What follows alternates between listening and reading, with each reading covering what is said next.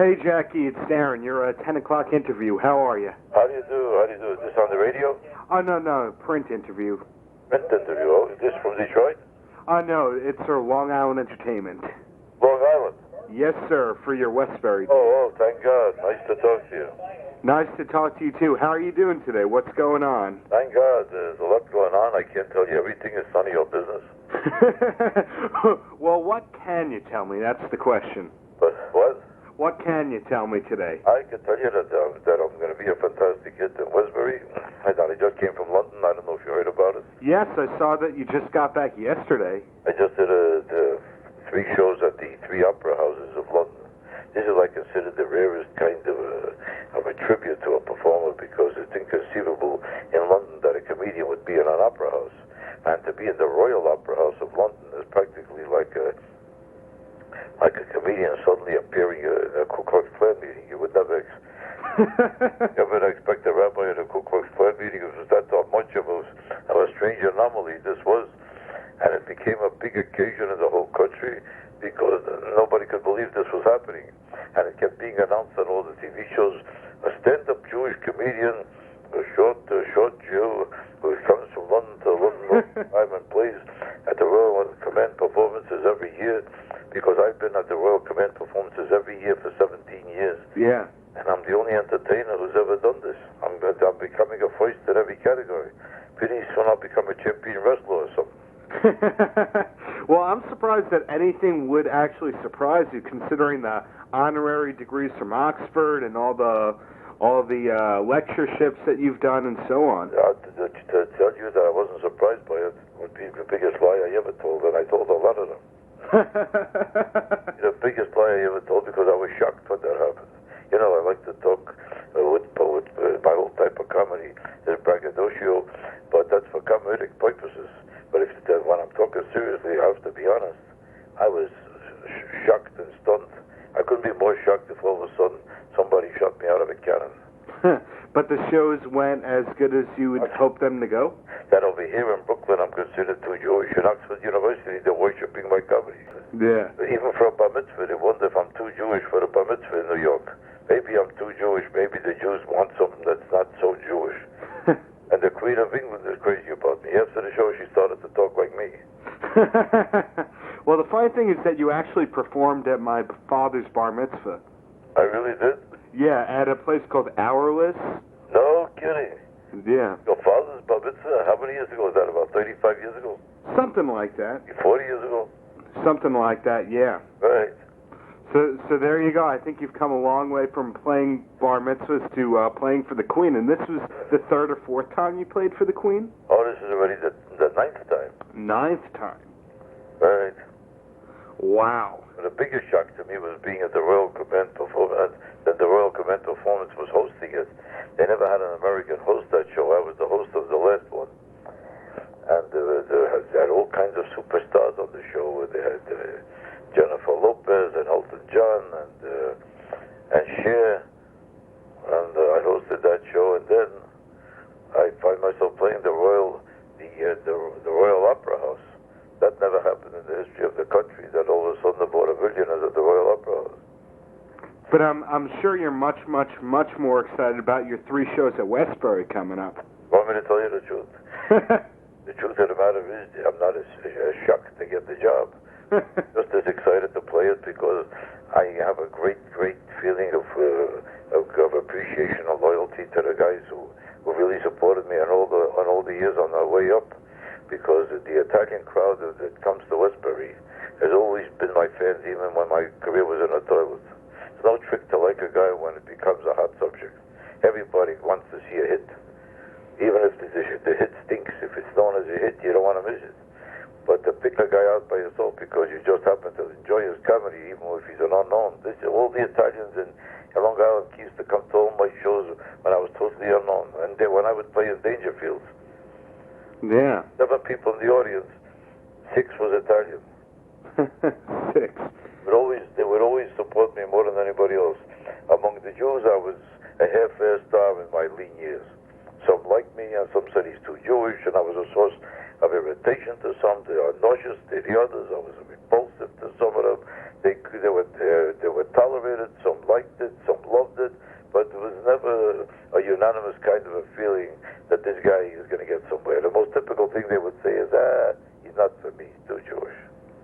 Do you think that the show Prune Danish is more universal in terms of appeal? My shows are basically universal in their appeal because I talk about all universal subjects. I don't talk about anything that anybody from any denomination can appreciate.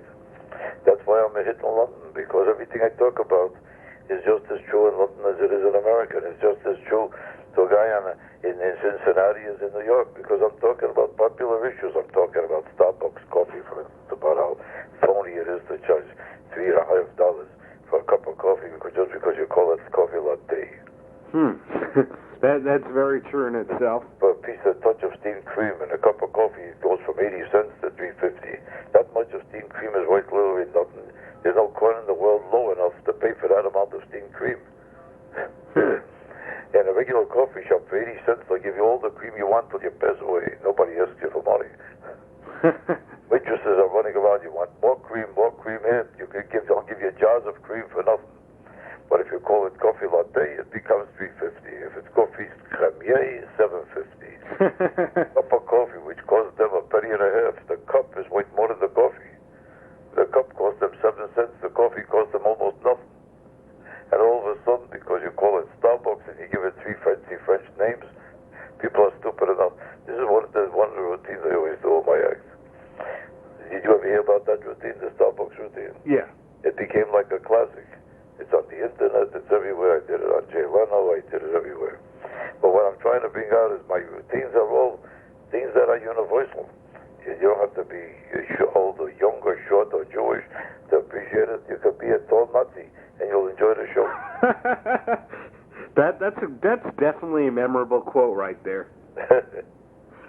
Then again, have you had any tall Nazis at your shows lately? Have you played in France? Yeah, the truth. I never played in France, but I played in Germany a number of times. But I have a feeling there wasn't too many tall Nazis. They all look short and Jewish to me. Do you have any books or CDs in the works right now? Well, I've written 5 books. A couple of them was Raoul Felder, the attorney. Right. And then I wrote, you know about those books? Yes, and I know about the column you do in The Spectator with Raoul. Oh, you know all that?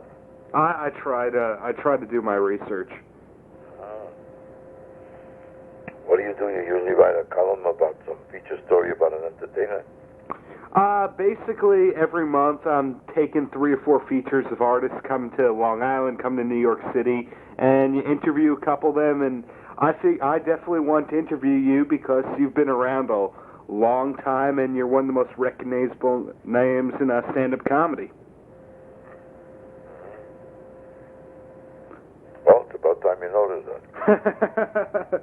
But you have the Spectator column and all that, but I was wondering if there's going to be any more books or CDs. We don't have any book planned right now. But there'll be CDs because I do CDs all the time about whatever I do that's new. There'll be a CD about this Prune Danish, and there'll be a CD for the musical. There'll always be CDs. And no matter what I do, my manager arranges a CD deal for it. Do you have any movie or TV appearances, though, coming up? I'm going to be starring in another Caddyshack picture called Caddyshack. They're going to make a Caddyshack 3. Wow. Who else is going to be in that, or what can you tell me about it? To tell you the truth, I don't know nothing about it. They just asked my manager if I want to do it only a month ago, and she just made the deal for it. Are you surprised that they'd want to make another Caddyshack this many years after the fact? Not at all surprised because they all made a lot of money. Both Caddyshack pictures made a fortune. True. So it doesn't at all surprise me. As a matter of fact, they talked about making it again for the last 5 years. But I wasn't there, or I didn't have the chance, so I was booked up with my Broadway show, and I couldn't get a 3-month period free. You need like 3 months free to do a picture. Is there going to be another Broadway show in the foreseeable future from you? Well, I'm doing a new musical on Broadway. You don't know about that? That one I don't know about. Oh, my next show on Broadway is a musical. It opens in October. We're already in rehearsal for the past month. I took it for granted that you know about this story. No. You're going to have to fill my inferior self in. That's all right. It's not a moral obligation to know it. You probably have to make a living yourself. Basically, yeah. I can't expect you to stop your career because Jackie Mason got a job. But go on about it. Could you tell me anything about it? I'm curious about the fact that it's a musical. The guy who wrote the original Laugh-In show with Rowan and Martin 25, 30 years ago.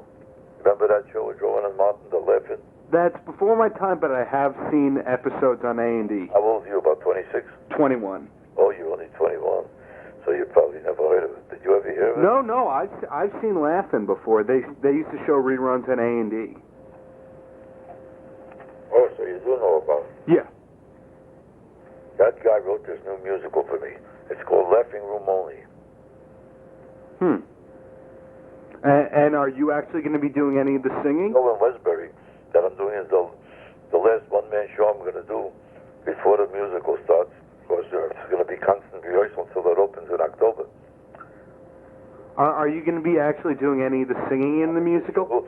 I did it to reinvent myself, to create a whole different kind of a way of expressing myself on the stage, to create a whole new image, a new look, a new experience, so that nobody, because when you do a one-man show for so many years, you become a fixture, you become too predictable. Even if the material is new, they figure, well, they'll see him next year, he's always there. Yeah. So I figured this time we got to do something altogether different, that'll create a whole different image, a different story. And it'll be a new conversation piece because nobody expected me to be in a musical. And exactly because they wouldn't expect it is why I decided to do it. We raised $11 million and we're making a huge musical. Wow. We messed up 17 people. 17 people. I have to ask you, though, what there is left to accomplish, or if you were a goal-minded person at this point in your career, because you've won Tony and Emmy and an Oscar, you've been Grammy nominated and so on. Well, the truth of the matter is a person's egomania never dies, no matter how old he gets. People 68 running for president, people 78 still running for president of corporations, still trying to make more money and get a bigger job. When you talk to an old man, does he sound like less of a self-indulgent egomaniac than a young man? They're still showing off to you their last suit, their last shirt, their last boat, their last trip. They're still showing off that they were in a 5-star hotel and they were a 4-star restaurant and a 7-star this, and they can't live without showing off about what they're buying, what they're selling, how many businesses they own. When I talk to an old man, I figure maybe he's calm by now and he's comfortable with himself. But they're just as desperate to show off about who they are, where they're going, and what they're accomplishing. You could think he's 17, he's first starting out. Because an egomaniac stays an egomaniac till he passes away. I read a quote from you that you said you're financially set for life unless you start buying things. Right. Does that still stand to be the case? It's a great joke, it always works. Absolutely. I see you haven't mentioned it, but you appeared on you did a voice for a Nickelodeon cartoon, Fairy Odd Parents, a couple months ago? Right. Right, and I also in the past you were on The Simpsons as a rabbi. Yeah. And you did a voice for the Pink Panther a lot of years ago. Right. Boy, oh boy, you did exhaustive research. Well, come on. A fan has to also know things. Well, you did a good job. You found out every specific item. You know things that I forgot about. Well, my question to you is... So long ago I forgot them, but when you start reading about it, to you it's brand new information. So you remember it because you only have to have a one-day memory to remember it. I have to remember what happened 35 years ago to remember the things you're talking about. It was that cartoon thing. Well, I was curious if this means that this is the start of more active work into voiceovers, or if you just take the occasional gig in animation. My manager takes things as they come. If the price is right, I do it. Can I ask what the going rate is to get Jackie Mason onto any kind of program? This you have to ask my manager. Okay. Also, the other time I interviewed you... Managers that I'll never mention my prices. I read in one of the recent Spectator articles you were calling Hillary Clinton a liar and Andrew Cuomo a liar and so on. I was wondering if there's any kind of issue that you feel is off topic to write about? Well, I wouldn't write about somebody, God forbid, gets cancer or tuberculosis. I won't write about it. I won't write about somebody who's suffering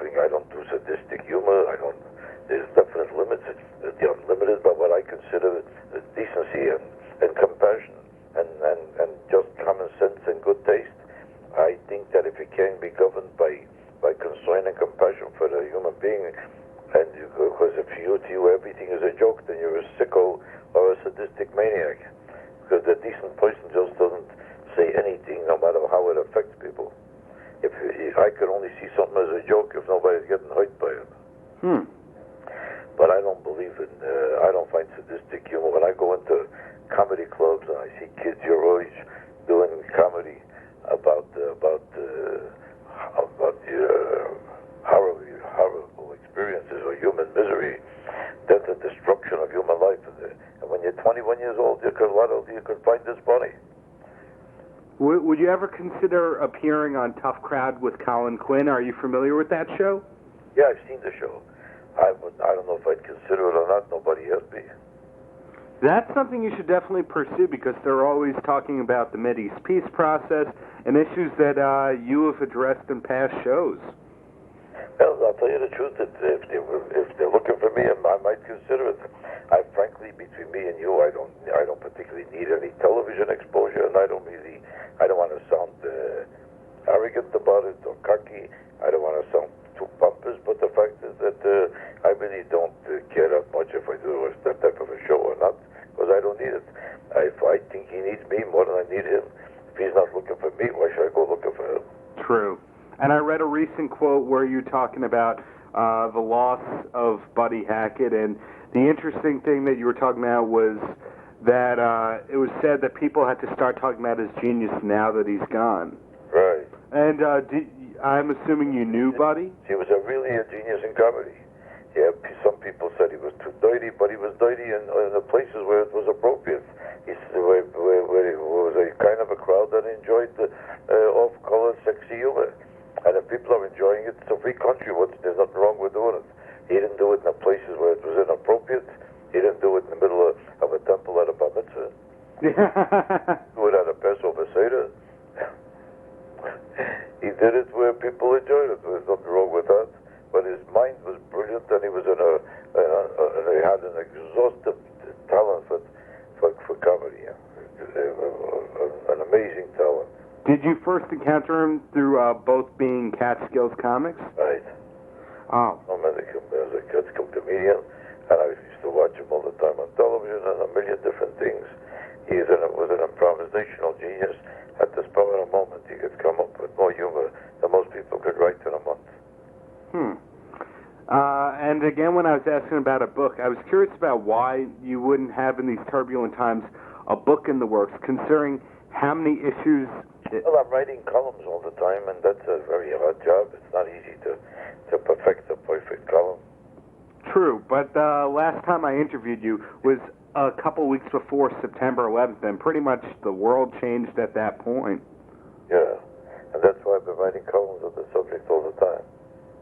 It's true. All kinds of columns about Israel and about the issues and about politics in general and about Bush's presidency and all the conflicts between the Democrats and Republicans and all the issues involving it. Does your paper have a political philosophy behind it?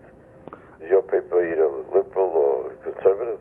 I wouldn't say we're either, but the one thing I would take pride in is covering articles from all different viewpoints, covering interview subjects of all different ages, genres, forms of entertainment, and so on. Right. So it's not a doctrinaire kind of attitude over there. No, but, anything you want to say at all, there's not going to be any censorship. That's the truth. Oh, I'm not. I'm just inquisitive. I'm just inquisitive because what's the name of the paper? It's called Long Island Entertainment. Uh-huh. It's a monthly paper, and there was an interview with you in it in the September 2001 issue, the last time or 2 times ago for you at Westbury. We're going to come out? It came out, yeah. This article you're writing, what? This is going to come out? This is coming out before your Westbury show, yeah. Uh-huh. Well, thank God, so maybe it'll bring in a customer. Well, aren't your 3 shows close to sold out already? I have no idea. Nobody told me. Well, what do you hope? Is there any kind of goal that you're hoping with these Westbury shows? What's that? Do you have any kind of goals or hopes for these Westbury shows? Well, I always like to know that I'm doing good. I'm an egomaniac enough to hope that I'm always back. make sure that I have developed updated new material about whatever's hot in the news, so that when they see me, then nobody could feel like they heard an old story. I'll make sure that what I'm talking about is, I won't talk about the Second World War. I'll talk about the Iraqi War. I won't talk about how Quinn can't stop getting involved with oral sex. I'll talk more about Bush, about how he can't talk English. I do things all the time. I'll talk about how the Democrats can't make up their mind how to oppose him. First they were against it. First they voted for a resolution to start the war. Then he started the war. Then they were against it. Then they said they voted for it, but they never meant it. Now they said he definitely has weapons of mass destruction.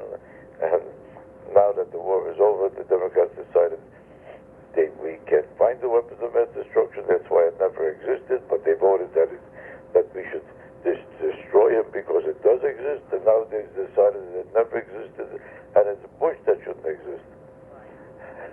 Yeah, you said it. You said it. But the last time that we spoke, you... The only thing that bothers them is that Bush still exists. That's it. They don't care if Saddam Hussein got out of office. They're wondering why Bush still is in office. And this is their whole campaign now. So they're going crazy trying to figure out how to get him out. And they keep making accusations every day. And they can't remember their last accusation. And if that doesn't work, they have a new accusation. The fact that it contradicts the last accusation never disturbs them. That's very true. Senator Kerry has already had 15 different positions about what to do with reference to this war. He had 15 different positions in a week and a half. That's almost one a day. He doesn't even need another opponent. He debates with himself every day. Doesn't need Bush as an opponent. If you want to hear both sides of every issue, just listen to him from one day to the other. And you hear every side of the same issue. Either he can't make up his mind or he has Alzheimer's. He doesn't remember what he said yesterday. Is it Senator Kerry who's raising his kids Jewish? Yeah, because he said he found out that he was once Jewish, but he doesn't know how Jewish. Somebody in his family was Jewish. First he said it was his brother-in-law, then it was his cousin, then it was his mother or his father. He can't remember if it was both. He knows one or the other of somebody somewhere was a Jew, someplace in the family that he can't remember. And that's his connection to Judaism. So you think it's just a marketing scheme, the fact that he mentioned that? That's exactly what I think it is. Huh. So where did you stand? Did you want... I mean, if tomorrow he's addressing a Spanish pavilion, he'll find out he's a Mexican. The next day he's talking to Germans, he'll find out he's a Nazi. He'll come whatever the crowd is. That worked for Hillary. That's right. Hillary once found out that her great-grandfather had a cousin who lived in a building where there was one Jew who almost went through the hallway. Therefore, she's partly Jewish. Again, you said it. And I'm just wondering where you stand. Did you want Lieberman to win? Are you hoping for a Jewish president, or does that not concern you? I have no interest whatsoever in the issue as to whether a Jew becomes president or not, because I have no pride about it, and I think this is a free country, and I don't have to prove it by finding out that there's a Jewish president. I think a Jewish president is not going to fight for the Jews any more than a Gentile. Probably he'll fight less for the Jews than a Gentile, because he'll feel self-conscious, he'll feel nervous, the Jews will feel insecure, and everybody will get too panicky to make any demands if we have a Jewish president, and it will probably accomplish less, because Jews have a way of getting shy, insecure, and nervous, and frightened of making too much noise or being too highly visible. So what the first thing they'll do, the Jews are exactly the opposite of the blacks. When the blacks they want something, they start a riot. When Jews want something, they hide. True. So Jackie, any last words for the kids? Well, I want to wish them that they should live to become adults. Don't go into the street too often if you want to live long, because this is a very safe city. Unless you walk into the street, then you never know what happens. My advice to you is sit in the house. You'll have a good life. But then they can't come to your show in August. That's a good way. That's coming anyway. The kids don't come up to my show. Not yet. Be 21 to get there. That's about have a new advice for them. Okay, sounds good to me. Thank you very much for doing the interview, and I'm very excited about your shows at Westbury. Thank you, my friend. Thank you. Paltrocast.